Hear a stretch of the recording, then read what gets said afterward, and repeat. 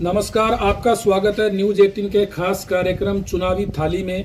और इस समय हमारे साथ मौजूद हैं हनुमानगढ़ जिले की नौहर विधानसभा से भाजपा प्रत्याशी अभिषेक मटोरिया। सबसे पहले तो नामांकन वापसी की तारीख निकल चुकी है, चुनाव प्रचार चल रहा है, तो किस तरह से चल रहा है प्रचार? आपने ठीक कहा, नामांकन वापसी के बाद काफ़ी चीज़ें खुल के आती है।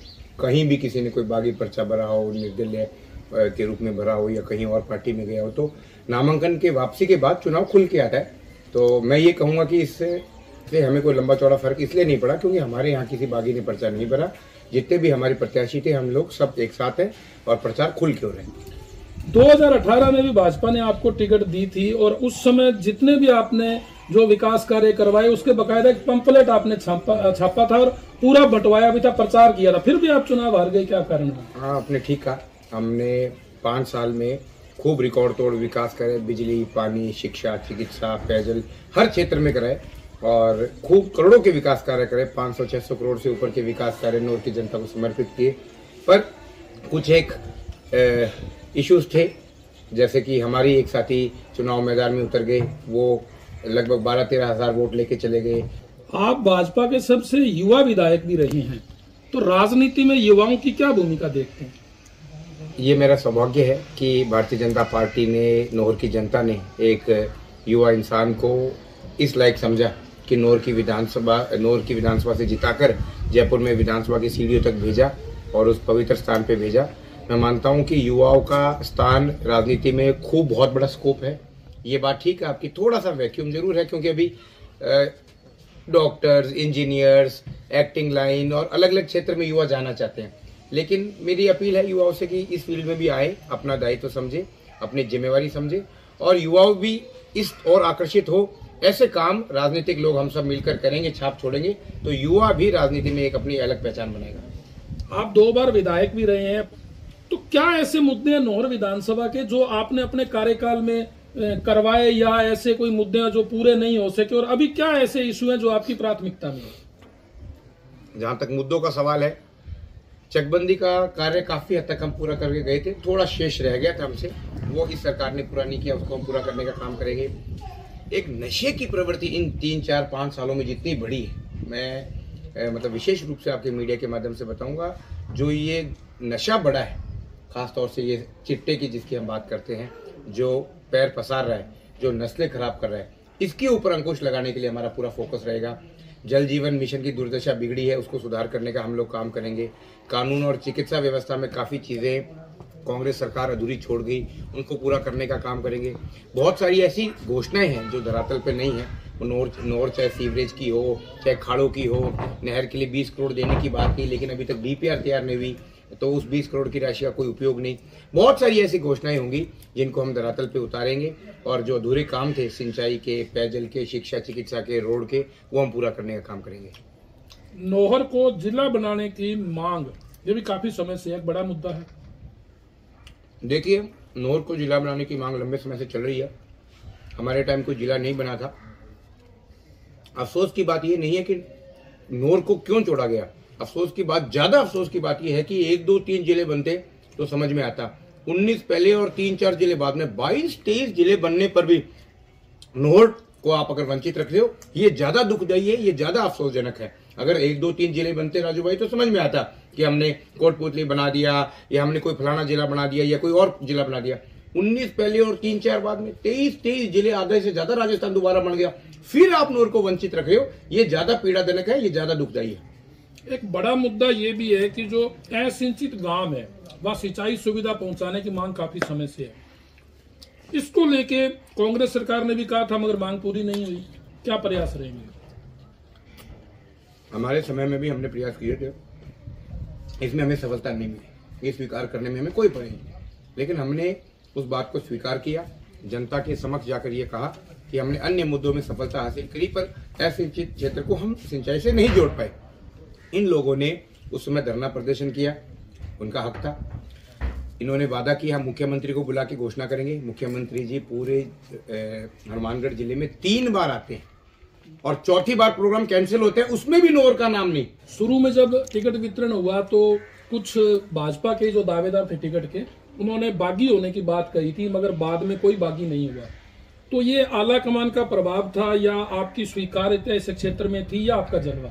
देखिए, मेरी कोई जलवे की बात नहीं है। मैं तो बहुत साधारण तरीके से चुनाव लड़ता हूँ, बहुत साफ सुथरी राजनीति में विश्वास रखता हूँ। हम चुनाव जीते भी, हम चुनाव हारे भी है। पार्टी आलाकमान और भारतीय जनता पार्टी का जो प्रभाव है वो अपने आप में एक बहुत बड़ा अस्तित्व रखता है। और जो भी हमारे प्रत्याशी थे उसका एक बड़ा कारण मैं आपको बताता हूँ मीडिया के साथ ही। सबसे बड़ी बात ये थी कि उन लोगों के साथ हमारा कभी भी व्यक्तिगत कोई द्वेष भावना, कोई ओछी लंबी बात, कोई टीका टिप्पणी, कोई पर्सनल नाराजगी, ऐसी बात नहीं थी। उनके साथ हमारे अच्छे कॉर्डियल रिलेशंस थे, लगातार संपर्क में थे। मैं अपनी टिकट मांग रहा था, वो अपनी जगह अपनी मांग रहे थे। पार्टी ने अगर मुझे चुना तो थोड़ी नाराजगी होना लाजमी है, पर हमने उनको मनाया है, उनको साथ लिया है। और आप देख रहे हो कि 6 तारीख को नॉमिनेशन के दिन जितने भी हमारे प्रत्याशी थे, मेरे अलावा 3-4 और प्रत्याशी थे, वो सारे एक साथ मंच पर थे और भारतीय जनता पार्टी जिंदाबाद के नारे हम सब मिलकर लगा रहे थे। और कुछ साथी जो बड़े पदाधिकारी हमें पिछले चुनाव में छोड़ के चले गए थे, वह भी उस समय मंच पर मौजूद थे। सड़क, बिजली, पानी, चिकित्सा, शिक्षा, जो कि मूलभूत आवश्यकताएं हैं, उसको लेकर नौहर विधानसभा में क्या स्थिति है? देखिए, नौहर विधानसभा क्षेत्र में लोग कहते हैं कि आप 10 साल विधायक रहे थे और कांग्रेस के लोग सवाल करते हैं। मैं उन्हें कहना चाहूंगा भी 10 साल पहले जब मैं विधायक बना था, उस समय कितनी पंचायत मुख्यालय और गांव ऐसे थे जहां पंचायत हेडक्वार्टर और बड़े बड़े गांवों में लाइट नहीं थी। आज हम ढाणी ढाणी तक लाइट पहुंचा पाए हैं पंडित दीनदयाल उपाध्याय की 500 रुपए की ढाणी ढाणी विद्युतीकरण योजना में। चिकित्सा के क्षेत्र में कितने पशु उपकेंद्र और कितने केंद्रों को क्रमोन्नत करवाया भारतीय जनता पार्टी के शासनकाल में। चाहे नोहर पल्लू सड़क हो, किसानों को खातिरदारी देने की बात हो, चिकित्सा के क्षेत्र में जो पल्लू पीएचसी थी उसको सीएचसी क्रमोन्नत करा के 6 करोड़ की राशि भारतीय जनता पार्टी के राज में लगी। कितने जीएसएस और पल्लू का 132 केवी जीएसएस और मुख्यमंत्री जल योजना के तहत जल जीवन मिशन आने से पहले 100 करोड़ की राशि, 100 करोड़ से ऊपर की राशि हम नोहर में खर्च कर चुके थे। कितने मिसिंग लिंक टुकड़े जोड़े थे, कितनी पंचायत जो 12वीं के विद्यालय से विहीन थी वहां विद्यालय खोलने का काम किया। बहुत रिकॉर्ड तोड़ विकास कार्य हमने करवाए हैं। नौहर विधानसभा में एक बड़ा मुद्दा है सिंचाई पानी चोरी। इसको लेके तो राजस्थान का पहला और शायद हिंदुस्तान का पहला एक थाना नौहर में ही खुला है, सिंचाई पानी निरोधक थाना। अब बात यह है कि जो सिंचाई पानी की लगातार चोरी हो रही है, थाना भी खुल गया, इसके बावजूद भी इसका कोई स्थायी समाधान नहीं हो रहा, तो इसके लिए क्या प्रयास करेंगे? हमारे समय भी पानी चोरी की शिकायतें थी, ऐसा नहीं है कि उस समय चोरी नहीं होती थी, लेकिन हमारे समय अधिकारी, कलेक्टर, एसपी साहब तमाम लोगों के लगातार संपर्क में थे। बड़े बड़े अभियान, आप ही के मीडिया के माध्यम से बड़े बड़े अभियान थे। किलोमीटर लंबी कितनी किलोमीटर लंबी पाइपलाइन पकड़ी गई, अवैध कब्जे ढाए गए और नौहर के क्षेत्र को पानी मिला। फिर वापस पुनः वो शिकायतें आने लगी, फिर हमने प्रयास किए, बहुत बार हमें सफलता मिली और बहुत बार हम पानी चोरी उतनी जितनी प्रभावी तरीके से और तरीके से करना चाहिए था, शायद उसमें कुछ कमी रह गई। थाना खोला, बढ़िया बात है, लेकिन उस थाने की उपयोगिता क्या है? आज भी सिंचाई थाना खोलने के बावजूद पानी चोरी जस की तस है। हमारे विधायक महोदय को स्वयं की सरकार के विरुद्ध धरना लगाना पड़ रहा है, लेकिन हेडिंग तो ये थी कि कर्मचारियों से नाराज होकर विधायक महोदय ने लगाया। राज्य में धरना लगता है, मान लो जिला बनाने के लिए वो धरना दे तो एक समझ में आती है, बहुत बड़ी मांग। मान लो सिंचाई के लिए वो कहे कि बहुत बड़ी मांग है, वो समझ में आता है।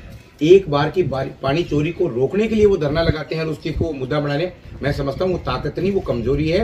राज का व्यक्ति तभी धरना लगाता है जब कोई सरकार से इतनी बड़ी आप मांग करो जिसके लिए पूरी सरकार की आवश्यकता हो। वो तो प्रशासन का करने का काम था और थाना खोल दिया, तो आप उस क्षेत्र में जाके पूछिए कि थाने खोलने से कितना प्रभाव चोरी का हुआ। मैं नहीं मानता, ठीक है थाना खोल दिया अच्छी बात, लेकिन उस थाने का उपयोग नहीं है, पानी चोरी रुक नहीं रही है। आज भी वहां पर काश्तकार पानी को तरस रहे हैं। हम खाना खा रहे हैं और खाने में मिठाई बड़ा महत्व रखती है, और अभी मतदान के बाद मतगणना होगी, भाजपा कह रही है कि हमारी सरकार बनेगी, कांग्रेस कह रही है हमारी सरकार रिपीट होगी। तो मतगणना के बाद जो नतीजे आएंगे उस दिन कौन सी पार्टी मिठाई खाएगी? 3 तारीख बहुत दूर नहीं है और हर पार्टी, हर व्यक्ति अपनी पार्टी का दावा करता है, लाजमी। मैं अपनी बात करूंगा, कांग्रेस अपनी बात करेगी, लेकिन इस बार जो वातावरण बना है, बार बार पेपर लीक का, बिगड़ी हुई कानून व्यवस्था का, नगर पालिका के चुनाव में बार बार नियम परिवर्तन करना का, पट्टों का खेल जो चला है और सरकारी मशीनरी का दुरुपयोग और सरकारी संपदा का मिसयूज जो हुआ है, इन तमाम बातों से आम राजस्थानी दुखी है। भारतीय जनता पार्टी की सरकार 100% राजस्थान में बनेगी। हम खाना खा रहे हैं, आप तारीख याद रखना। निश्चित रूप से मैं आपको कह रहा हूँ दावे के साथ, उस दिन मिठाई भी खाएंगे, उस दिन स्वागत भी होगा, ढोल नगाड़े भी होंगे और अच्छे बहुमत से बनेगी, इसमें कोई दो राय नहीं है।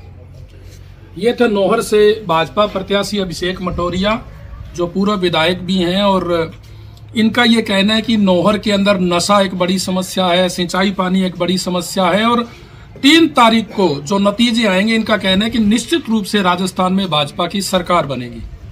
राजू रामगढ़िया, न्यूज 18 राजस्थान, नौहर, हनुमानगढ़।